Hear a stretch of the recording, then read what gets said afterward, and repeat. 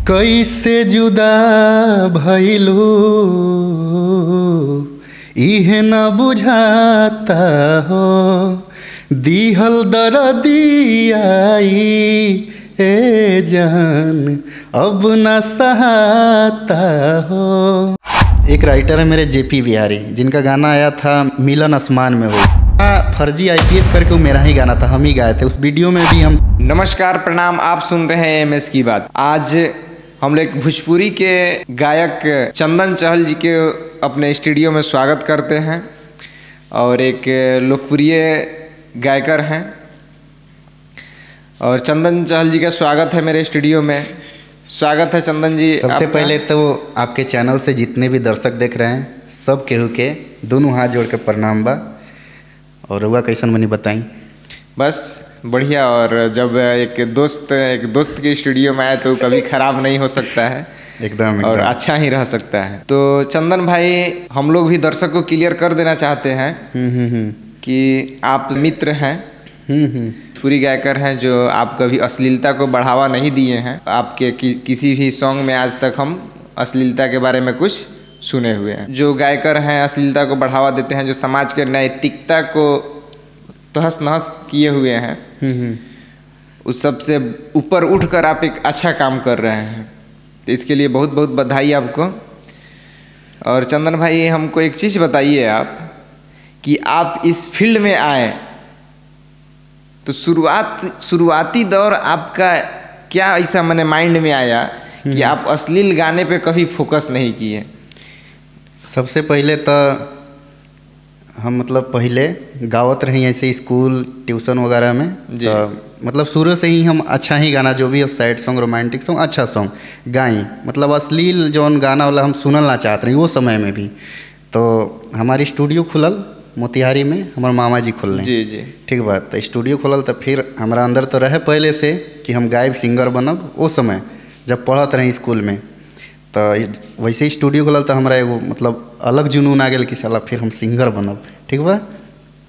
तो वहाँ से हम अपन गायकी चालू कैनी 2017 से। और मतलब अश्लील जो गाना होला, मतलब जो भी हम गाई अच्छा गाई, अश्लील मतलब वो सब से हम दूर रही। तो बहुत ही अच्छा गाना आया हमार लगभग 2017 से अभी हो गई। गाना जो चाहिए वो नहीं खे बाजल, मतलब थोड़ा मोड़ा वायरल भइल बा, लेकिन जो चाहिए गाना कि एक लेवल पे बजे वो नहीं बजा। जो भी बजे हम चाहते हैं कि मेरा जो भी गाना बजे अच्छा गाना बजे, अच्छा गाना से मेरा नाम हो। बस मेरा यही रहता है कि मैं अश्लील नहीं गाऊँ। तो चंदन भाई, हमको कुछ याद आता है कि हम लोग शायद 10th में थे, 2014 की बात है। जब कभी सर को गाना सुनने का या किसी बच्चा को सुनने का मन करता था तो आपको सर बोल दिया करते थे कि चंदन आज कुछ एक नया अंदाज में कुछ गाना गाओ। उस समय भी प्रचलन था, बहुत सारे ऐसे गायकर थे कि अश्लील गाना गाते थे। उस समय भी आप ट्यूशन में अपने जोड़े हुए गाना गाते थे, तो शायद सर भी खुश होते थे और सारे बच्चे भी खुश होते थे कि चंदन भाई आप अश्लील गाना नहीं गाते। उस समय आपका रिकॉर्डिंग भी हुआ था गाना, शायद 2014 के समय 1-2 गाना शायद रिकॉर्डिंग। 1-2 गाना गाए थे ऐसे ही, तो मतलब वो उतना वो नहीं हुआ था, तो फिर छोड़ दिए थे बीच में। कहे कि उस समय पैसा लागत रहे न बहुत ज़्यादा, तो हम लगे तो पैसा रहे ना, तो इससे आदमी स्टॉप कर दिया था। यानी आपका सिंगिंग का जो कैरियर शुरुआत हुआ वो निजी मोतिहारी से हुआ? हाँ, मोतिहारी से हुआ। और हमारे मोतिहारी ने बहुत से ऐसे एक्टर, डायरेक्टर, बहुत यूट्यूब सिंगर, हाँ, सिंगर का मैंने के जिंदगी बदल दी है। मगर आज तक आप मोतिहारी से, आप भी मोतिहारी से हैं, मगर आज तक आप उन लोगों से आगे नहीं गए, चाहे उन लोगों के मुकाबला नहीं किए। कहे कि वो चीज़ हम ना गई नू, यही से आगे ना बढ़नी। हमू अगर गईले रहती हूँ ढोड़ी चोली सब जौन बा गईले रहती अश्लील गाना, तो हमारो आज नाम रहित, ऐसे ना रहती। कहे कि हम जो भी गावे नहीं, ज़्यादा हमारे गाना सुने के मिली सैड सॉन्ग, रोमांटिक सॉन्ग, ये ज़्यादा मिली। और जो भी रहेला साफ सुथरा गाना रहे। लोग तो बेसिक फोकस करते हैं ऑर्केस्ट्रा वाले में, ऑर्केस्ट्रा वाले पे। हाँ। तो आजकल गाना देखिए, गाना खराब कोई गाना ना होला, एक सुने के जौन गाना अच्छा लगे लू अच्छा बा, गाना खराब ना होला। वो समझे के जिस माइंड से समझिए आप, बस।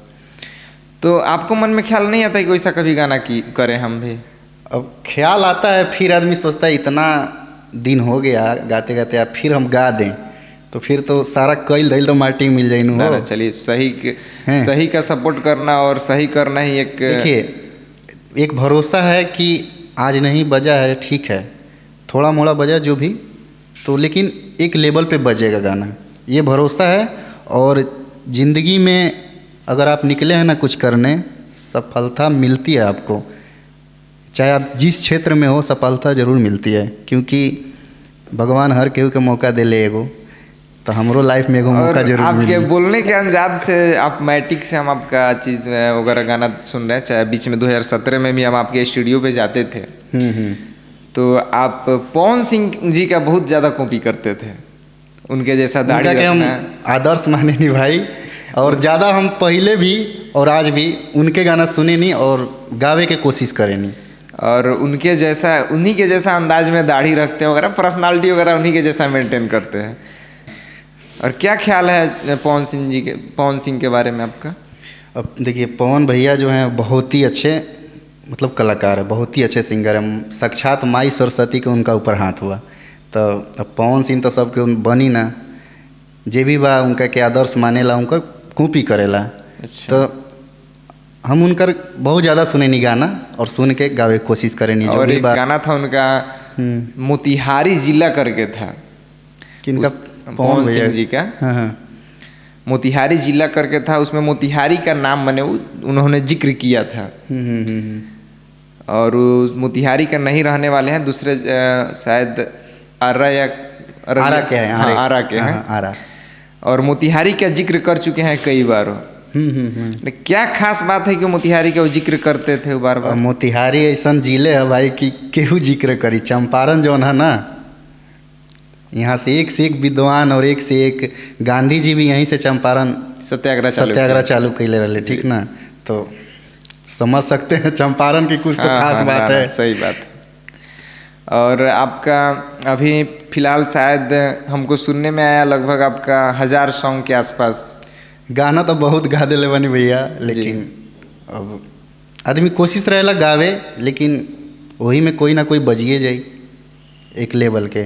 एगो हमार गाना कुछ दिन पहले ऑफिशियल से आए रहा था, सैड सॉन्ग, तो हम गायब की गाना रहे कि कैसे जुदा भइलू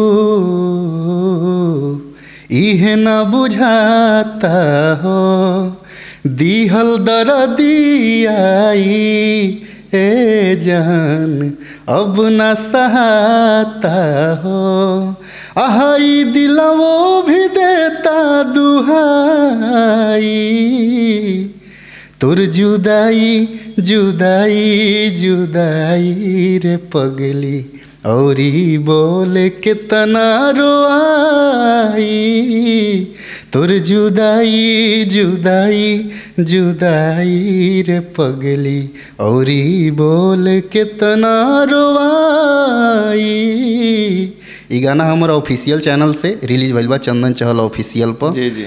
और ये गाना लगभग 4 से 5 महीना पहले रिलीज भइल है। बताइए, अच्छा गाना बा, इतना और अच्छा गाना, ऐसा गाना के वही तो, इतना अच्छा गाना होने के बावजूद अगर इस गाने को लोग नहीं सुनना चाह रहे हैं, इस गाने को पसंद नहीं कर रहे हैं, फिर भी हाँ एक चीज़ तो है, सही का शुरुआत आप किए हैं। देर से लोग, बड़ बुजुर्गों का कहना है कि देर से आइए मगर दुरुस्त आइए, सही करके आइए। देखिए वो कहल गेल बना कि जितने जल्दी जियावेला नु उतने जल्दी चल जाला। हाँ। तो जल्दी कुछ नहीं के भैया, लेट से आइब लेकिन बरकरार रहब और कुछ अच्छा तरीका से आदमी रही, ये है।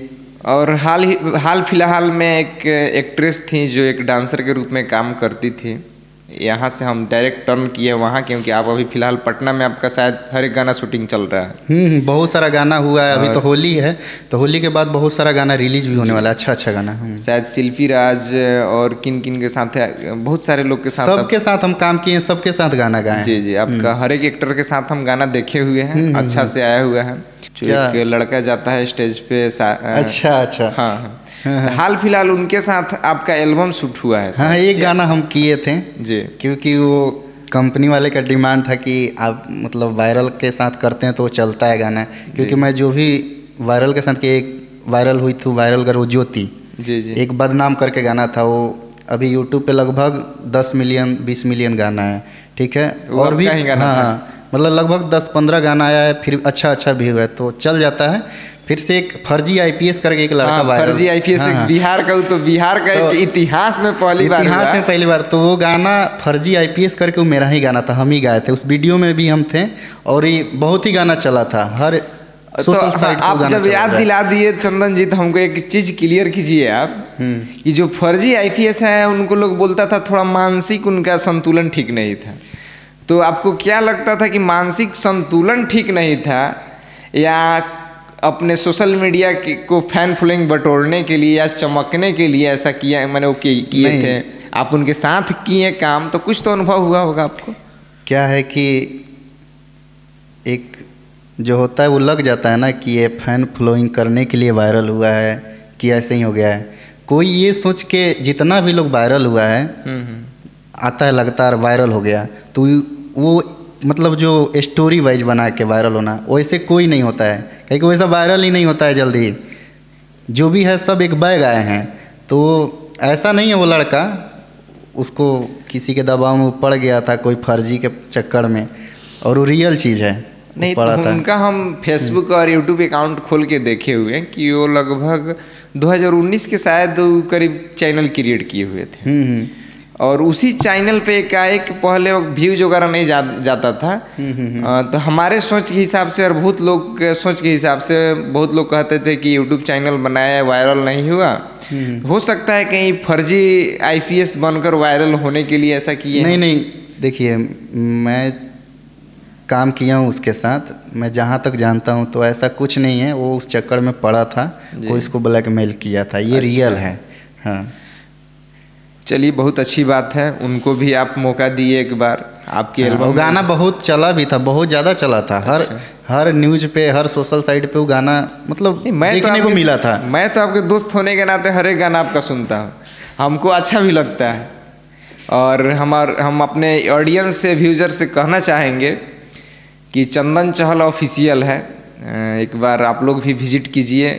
गाना इनका थोड़ा सा भी अपने फैमिली के साथ सुन सकते हैं, ऐसा कोई दिक्कत नहीं है। अरे कोई भी आप YouTube पे जाइए, चंदन चहल सर्च कीजिए, आप गाना देख लीजिएगा, सुन लीजिएगा कैसा मेरा गाना मिलेगा, आप सुनिएगा गाना तो पता लग जाएगा। आपका एक पहले गाना आता था जिसमें जिक्र होता था सिर्फ धनिया, ऐसा कुछ नहीं है। क्या लॉजिक था? अब क्या है कि ज़्यादा आप देखिएगा सैड सॉन्ग रोमांटिक सॉन्ग बनता है तो एक लड़की के ऊपर ही बनता है जी।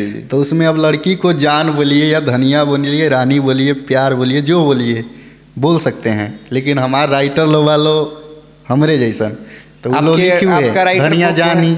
क्या आप अपने राइटर के बारे में कुछ बताना चाहते हैं? एक राइटर है मेरे जेपी बिहारी, जिनका गाना आया था मिलन आसमान में हुई। अच्छा, जो चांद जी गाए थे और मेराज एक्ट किए थे। तो डायरेक्टर थे उनके आज़ाद खान बिहारी वो है। हाँ आज़ाद खान जी डायरेक्टर थे जी। तो वही राइटर पर्सनल मेरे राइटर है और अच्छा। बहुत सारा उनका मार्केट में गाना हिट है। अभी बहुत सारे राइटर हैं वो हुए, एक इंद्रजीत टाइगर करके राइटर है, एक शाहिद जी करके राइटर है। शाहिद जी का गाना बजा था कि पानी के बोतल चढ़ी कितना, गाना सुने होंगे। बहुत सारे राइटर हैं। आप अभी एक बात बोले हैं कि जेपी बिहारी जी आपका पर्सनल राइटर है और चांद जी गाना गाए हुए थे, वो गाना चांद जी गाए। जेपी जी आपको गाना गाने के लिए क्यों नहीं मौका दिए कि चांद जी को मौका दिए? कुछ नहीं है, देखिए सबका जिक्र जे नसीब में हुई मिल जाला, अपने आप आ जाला। अगर हमारा वो नसीब में ना रहे तो हमारा पास ना आयल, उनका नसीब मेरा अच्छा लगे, तो ऐसा कुछ नहीं है। बहुत अच्छा गाना लिखे हैं तो हाँ, वो तो आपका सब गाना तो एक से एक रहा। हाँ, और तो ऐसा कुछ नहीं है। चांद जी वो गाना को बज जाने के बाद, देखिए गाना तो हर कोई गाता है जी, बज जाने के बाद सब अच्छा लगेला। जो एक्टर हैं के डोम का किरदार निभा रहे हैं और डायरेक्टर साहब को हम मैंने धन्यवाद देना चाहेंगे कि ऐसे मैंने भोजपुरी में ऐसा कभी नहीं देखा गया। नहीं देखिए आज़ाद भाई हम जानते हैं उनको, ठीक है, उनका जो माइंड है वो क्रिएटिव माइंड है, जो भी काम करते हैं बहुत अच्छा करते हैं और जो भी वीडियो उनका देखने को मिलेगा जी उसमें यूनिक जरूर देखने को मिलेगा। अच्छा। तो हम जानते हैं उनको। और चंदन जी एक और चीज़ हमको आप बताइए, आज तक इतना आप एल्बम किए, इतने एल्बम में हाईएस्ट एल्बम आपका व्यूज़ कितना, मैंने फॉलोअर्स का बहुत अथी का होता है कि बहुत मेरे फॉलोअर्स बोलेंगे कि भाई ये कब से गायकी कर रहे हैं या गायकर हैं। तो नहीं तो हम जो तो फेमस आपका एल्बम है थोड़ा मेरे व्यूज़र को बताइए कि यही एल्बम मेरा थोड़ा बहुत हिट हुआ है। देखिए, हिट किसको बोला जाता है? हिट उसको बोला जाता है जो हर आदमी के कान तक पहुंचा हो, उसको हिट बोलते हैं। अब देखिए, ऐसे 5 लाख 10 लाख 2 मिलियन 10 मिलियन एकरा के अभी के समय में हिट ना कहल जाला। इतना तो मेरा बहुत भी हो गया है, 5 लाख 10 लाख 20 लाख। बहुत सारा ऐसा गाना है जो है, आप जाके सर्च कीजिए, चंदन चल देखिए, देखने को मिलेगा। तो गाना हिट उसको बोलते हैं जो हर आदमी के कान तक पहुंच जाए, उसको हिट बोलते हैं। तो हमें नहीं लगता है कि हर एक आदमी के कान तक पहुंचने के लिए आप इतना फ्रेश कंटेंट ला रहे हैं तो पहुंच पाएगा? नहीं, देखिए पहुंचेगा, इतना तो भरोसा है कि पहुंचेगा। होली बाद, अभी तो होली का समय है, होली बाद बहुत ही अच्छा अच्छा कंटेंट बना है, बहुत ही अच्छा अच्छा गाना बना है और सुने के मिली। और का कहब, हम बनैले बनी अच्छा डालल जाइए। प्यार तो पब्लिक के देवे के बाद। अच्छा, हमें लगता है कि शायद आप मेरे चैनल पे आके बोल रहे हैं और मेरे जितने भी व्यूजर्स कुछ दिन पहले एक गाना आया था मेरा, क्या, हेमा इंटरटेनमेंट से। उसमें सृष्टि भारती एक सिंगर है, वो मेरे साथ गाई थी। गाना था कि, और एक क्रिएटर है रिया प्रजापति करके, वो वीडियो में काम की थी। गाना बहुत ही अच्छा बनाए थे, मतलब भरोसा था कि गाना मतलब चलेगा। पति पत्नी का मैटर था। गाना था कि लड़का बोल रहा है लड़की से, लागे उठावा के लाली जन मारे धनी, काबू रहता न दिल प हमारे धनी। तो वो बोल रही हैं कि परेशान बनी प्यार रोज बटला से, तो पेट भर जाई काए राजा, उठाला लिखाली चटला से। ये गाना अश्लील नहीं है, गाना आप सुनिएगा, वीडियो देखिएगा तो आपको लगेगा क्या है। ये पति पत्नी का भाव जो होता है ना, बस वहीं दर्शाया गया। तो ये गाना हमको भरोसा था कि बजेगा, लेकिन उतना ज़्यादा प्यार नहीं मिला, थोड़ा बहुत मिला, लेकिन जो चाहिए वो नहीं मिला। चलिए, बहुत ही अच्छा अच्छा गाना आदमी करेला, लेकिन होगा। अब प्रयास रहेला कि अच्छा ही करे, होना ही बस है। प्रयास वही रहना चाहिए कि अच्छा कीजिए। और आगे का आपका क्या प्लानिंग है? आगे का तो बस यही प्लानिंग है कि गाना बहुत ही अच्छा अच्छा करें और सामने प्रस्तुत करें पब्लिक के सामने। और अब उन लोगों का है कि वो लोग कितना प्यार दे रहे हैं उस गाने को। बस मेरा काम है, मैं मजदूर हूँ, मुझे मजदूरी करना है, पैसा तो वो लोग देंगे, तो बस मेरा काम है करना, प्यार तो वो लोग देंगे। चलिए ऐसे ही प्रयास करते रहिए और जनता का हमको लगता है ज़रूर समर्थन मिलेगी आपको। एकदम भरोसा है। एक जनता है क्या, एक आम आदमी ही मैंने छोटे लेवल से बड़े लेवल तक ले जाती है। और आपके साथ भी ऐसा जरूर होगा। जीरो से हीरो पब्लिक ही बनाती है। हाँ। तो और चंदन जी, लास्ट में जाते हुए हम आपसे मेरा एक और क्वेश्चन रहेगा कि सबसे पहले आप जो गाना गाते थे, जो बहुत पहले आपका गाना आया हुआ हो, उस गाने में से अगर थोड़ा भी कुछ याद हो तो उस एक गाने का थोड़ा हमको, मेरे व्यूजर को सुना दीजिए। मतलब याद तो नहीं खे, लेकिन एक लाइन याद बा। जब शुरू में गईले रही, वो समय एक गाना आई रहे, मेरे रस के कमर, तो उस पर मुझे लिख के मिला था गाना रहे कि ओ मेरे जाने जिगर, ओ मेरे हम सफ़र, मुस्कुराई तुम तो मजा आ गया। ये गाना रहे, ज़्यादा याद नहीं खे तो। नहीं, पुराना गाना है तो बहुत ज़्यादा पुराना है ना। बहुत बहुत धन्यवाद चंदन जी, और ज़्यादा समय आपका नहीं लेना चाहेंगे। और आप जिनको आदर्श मानते हैं पवन सिंह जी को, तो जाते जाते आपसे एक यही रिक्वेस्ट रहेगी कि आप उनका कुछ गाना थोड़ा मेरे दर्शकों को। देखिए, सबसे पहले पवन भैया का बात है तो मैं मानता हूँ, और जो अच्छा गाता है ना सबको मैं मानता हूँ। तो अच्छा गाना जो गाता है ना सबको मैं मानता हूँ। और रहा बात पवन भैया का, तो मैं उनका ज़्यादा से ज़्यादा गाना गाता हूँ और सुनता हूँ। तो एक गाना गाऊँगा, उनका एक सैड सॉन्ग है। गाना है जरूर। दिल में लहर उठैलू, जिंदगी जहर बनैलू, ऐसे तू छछनैलू हो, तू सनम बेवफा हो गइलो हो, तू सनम बेवफा हो गइलो हो। ये गाना पवन भैया गाए हैं, बहुत ही अच्छा लगता है गाना ये। चलिए बहुत बहुत धन्यवाद कि आप पवन जी का आवाज़, एक गाना का आवाज़ दिए, और हम चाहते हैं कि थोड़ा इसी तरह एक और आवाज़ दीजिए पवन जी का गाना का। ये गाना अब बात आई ल कि जब हमने पढ़त रही सा तो उस समय गाना गाए, वो हमारा गाना याद नहीं खे, लेकिन वो गाना जौन गावत रही वो गाना गाए। गाना रहे कि मत जा तू धनिया हमरो आज दिल तोड़ के, मत जा तू धनिया हमरो आज दिल तोड़ के, देखिला नजरिया से एक बार मुड़ के, देखिला नजरिया से एक बार मुड़ के। ये गाना गाते हैं। चलिए कोई धनिया हो शायद आपका दिल तोड़ के गई हो, उसके लिए हम क्षमा चाहते हैं और उसका जिक्र भी नहीं करना चाहते हैं। बहुत बहुत धन्यवाद सर पवन सिंह जी का गाना का आवाज़ देने के लिए फिर से आपको। और फिर से आप लोग एक बार बताना चाहते हैं कि आप चंदन चहल जी का गाना सर्च कीजिए यूट्यूब पे, और भैया को भी प्यार दीजिए और गाना सुनिए। सुनिएगा तब पता चलेगा कि भोजपुरी क्या है। इसी के साथ बहुत बहुत धन्यवाद चंदन जी।